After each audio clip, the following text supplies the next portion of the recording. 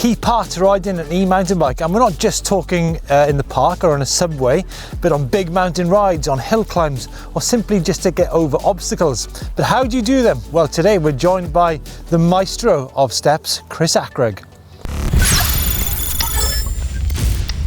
Now, Chris Akrigg, as I mentioned, is no stranger to steps. We're here at home on some of his very fine, grippy Millstone grit. If you've not seen some of the shenanigans that Chris Akrigg gets up to, we're going to leave some links at the end of this video. Check them out. It is truly mind-blowing. But Chris, steps, I mean, it is a key part of riding an e-mountain bike, right? Yeah, it's one of the fundamental aspects of riding sort of any bike, but obviously, you know, it goes across to e-bikes as well. Yeah. So, should we start off like small? I mean, as with anything on a bike when you're learning new skills, we're going to go with a flat environment. Obviously, steps can be on hill climbs, they can be in your local park or wherever. But I think the techniques and the fine detail involved is really quite difficult to get your head around if you go into the big stuff. But we're going to start off small, Chris. Yeah, always. And I think we should start off with maybe the approach to a step. Now, we've got a range of steps here. We've got like a pretty mellow one, a little bit steeper, and then something a bit more technical. So let's start off. You've got the step there. I suppose, what is it? Spotting where is the first thing? First of all, you want to, you know, obviously like have a nice steady, well, this was nice and flat, so we've got no problem here. Yeah. You want to come up to it nice and composed. Yeah. And if you can, obviously you're not in a position where you're having to think about where your pedals are. You want your strong foot forward. I'm left foot forward. You are right foot. Right foot, so there we go. So yeah, obviously you want to be coming in nice and composed and spotting the obstacle, and then you've got plenty of time to set yourself calm, and then all you've got to do is spot. What you mean when you say spot, what you actually mean is the exact part that the bike's gonna move through the step, right? Because obviously there's you know, within sort of, you know, 30 centimeters, there's a lot of differences. Yeah, what I mean by that is like there's a sweet spot, and it's normally just off the sort of the edge there. Like if you go too low, obviously, you know, you've let me show you what happens when you go too low on a step.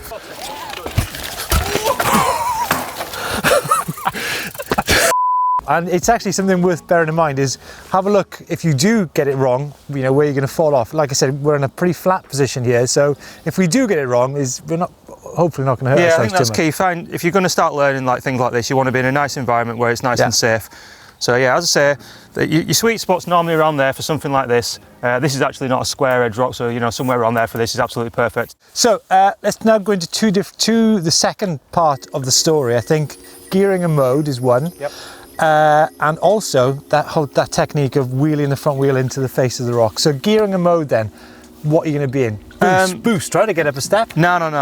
I personally, this is personally speaking, I've done a step or two. So what I do, I tend to ride pretty much always in trail, just because I feel like I've got a better understanding of where my cadence is going to be. With boost mode, you're probably going to be coming in, and if you hit it last minute, it's going to be wanting to, you know, it's going to give you too much. Yeah, and you're going to be ramming your back wheel into it, which you don't do.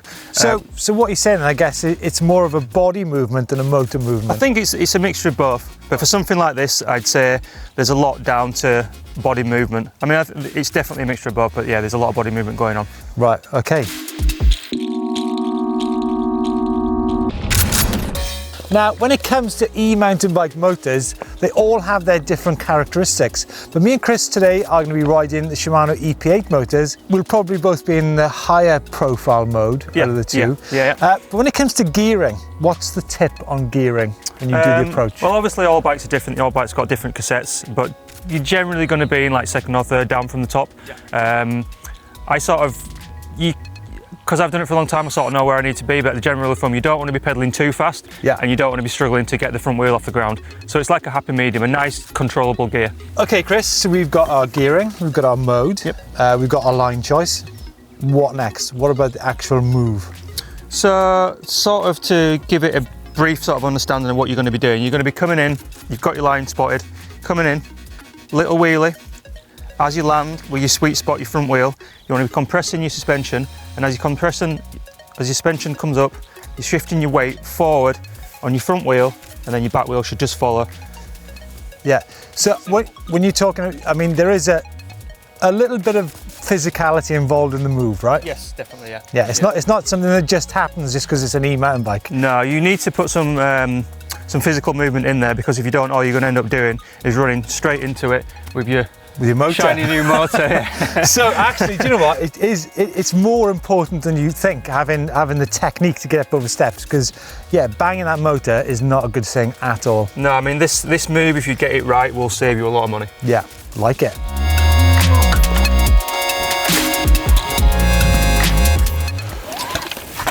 You get up that.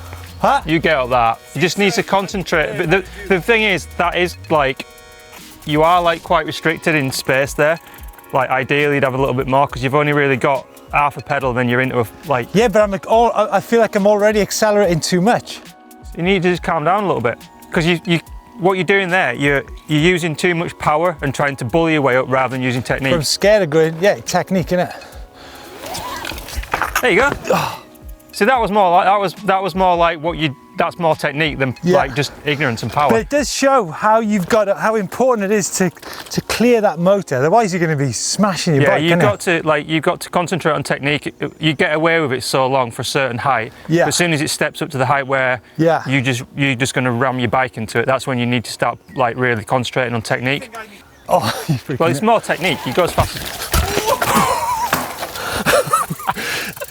You shouldn't laugh. It's so, honestly, it might look so easy, but it is so difficult to get it right.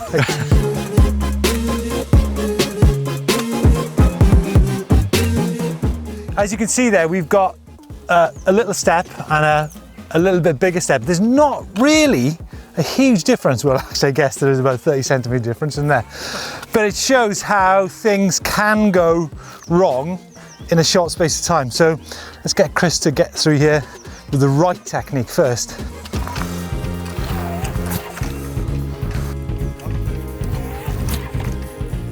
So just go through that again. So as you see, when Chris hits the step, and then he compresses and pulls himself through it. So yeah, do you do that again, Chris? Yeah.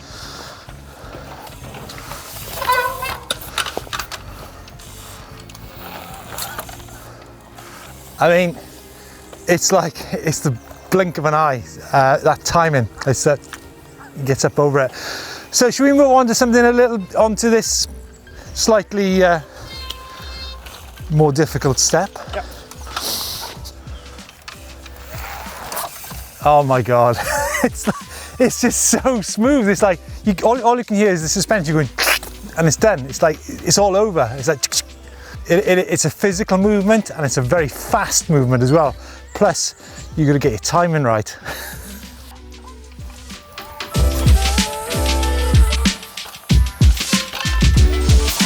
Wow. So I think Chris proved there that just because it's an e-bike does not mean that it cannot be light and manoeuvrable. And I think I've got good technique on an e-bike. It enables you to be fresher. So if you're on a long climb, you actually, you're less fatigued than you would be if you've got bad technique. Let's recap what we've just been talking about. We looked at the approach, spotting your line, your gear, your mode, the physical effort that's required to get up the step. And also one thing we should point out as well is if you're kind of progressing from small to hard, it doesn't matter where you are, be careful where you are, because you don't want to be in a cliff situation like this, because if you get it wrong and maybe if the step is closer, you could potentially be going off the edge of a 50-footer, which is not a good look really. Chris, just seeing that, I mean, I can do that, okay, but I've still got lots to work on. But you know what, seeing you do that, I'm thinking, I might be 55, but I really, really want to nail this. Yeah. And I mean, obviously we're in great Milestone grit territory, but you can practice this in loads of places, right? Yeah, I mean, you can learn fundamentals on the curb at end of your road. Exactly. And then start there and then just work your way up. Yeah, Chris, great to see. And like I said, this is the kind of thing you'd use maybe in a hill climb in the middle of nowhere, just to keep your momentum up that climb. You could use it in the park, you could use it to get over a tree. I mean, there's no end of scenarios, right? I think it's one of the things that when you learn to do it, you won't even know you're doing it. Exactly. So, folks, let us know any questions you have. Thanks, Chris, for joining us to show us some super skills, and see you next time.